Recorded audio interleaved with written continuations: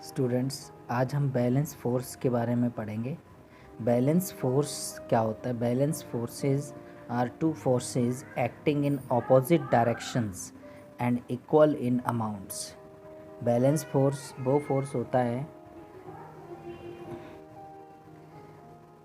जो किसी बॉडी के ऊपर ऑपोजिट डायरेक्शन में लगता है पर इक्वल होता है। एग्ज़ाम्पल के लिए हमारे पास है एक ऑब्जेक्ट मैंने कंसिडर किया जिसमें ए साइड 10 न्यूटन का फोर्स लग रहा है, बी साइड भी 10 न्यूटन का फोर्स लग रहा है। So there are two forces which is equal in magnitude and opposite direction. There are two forces which is equal in magnitude and opposite direction is balance force.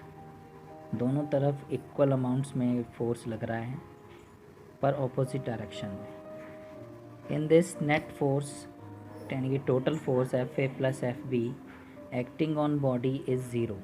कैसे? Side A पर जो force लग रहा है F A is equal to 10 newton. यहाँ पे जो ये जो एन है वो न्यूटन है। न्यूटन जो है एसआई यूनिट है फोर्स की। तो अभी हम इसके बारे में पढ़ेंगे।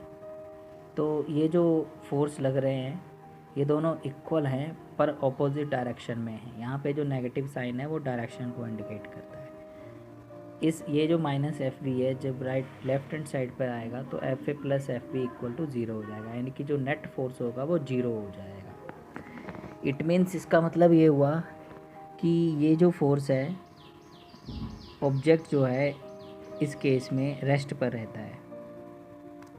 जब हम किसी भी को पुश करते हैं तो ना तो हम मूव करते हैं ना तो वॉल मूव करती है, क्योंकि जो वॉल जो है वो इक्वल अमाउंट्स में ऑपोजिट डायरेक्शन में फोर्स लगाती है।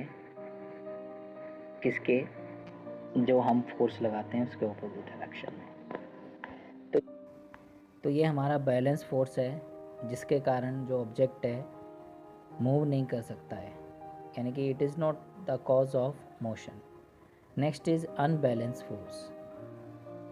A force where two forces acting in opposite direction on a body are not equal in magnitude and in size is known as unbalanced force।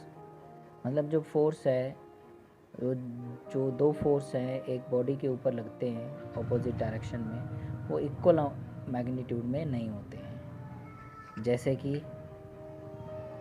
A side पर 10 Newton का force लग रहा है, B side पर 5 Newton का।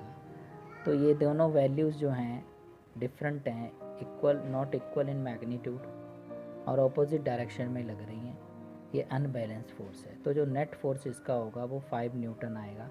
F A plus F B negative sign 10 minus 5 is equal to 5 newton, और ये A side move करेगी ऑब्जेक्ट। सेकेंड एग्जांपल है, जैसे मेरे पास एक ऑब्जेक्ट है, मैंने ए साइड 10 न्यूटन फोर्स लगाया है और ए साइड 5 न्यूटन का फोर्स लगाया। बी साइड यहाँ पर कोई भी फोर्स एक्ट नहीं कर रहा है। इट मीन्स यहाँ पर वन साइडेड फोर्स है, अदर साइड ज़ीरो फोर्स है, कोई फोर्स नहीं एक्ट कर रहा है। ये अनबैलेंस फोर्स है। एफ ए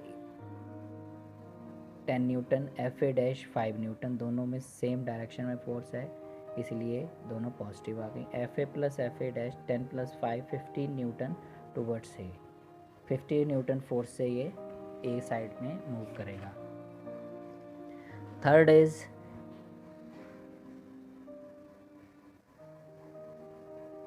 एक मैंने ऑब्जेक्ट लिया है, सेम डायरेक्शन में फोर्स लग रहे हैं, इक्वल मैग्नीट्यूड है और सेम डायरेक्शन में, तब भी हम अनबैलेंस्ड फोर्स कहते हैं। ठीक है जी। तो अब हमारी एग्जांपल है, जब हम किसी भी बॉल को किक मारते हैं तो बॉल जो है फॉरवर्ड डायरेक्शन में मूव करती है। शीशा स्विंग्स हमने देखे हैं, ये भी बेस्ट एग्जांपल है अनबैलेंस फोर्स की। तो इससे क्या पता चला है कि जो मोशन का कॉज है, जो रीज़न है, वो क्या है? Unbalanced force.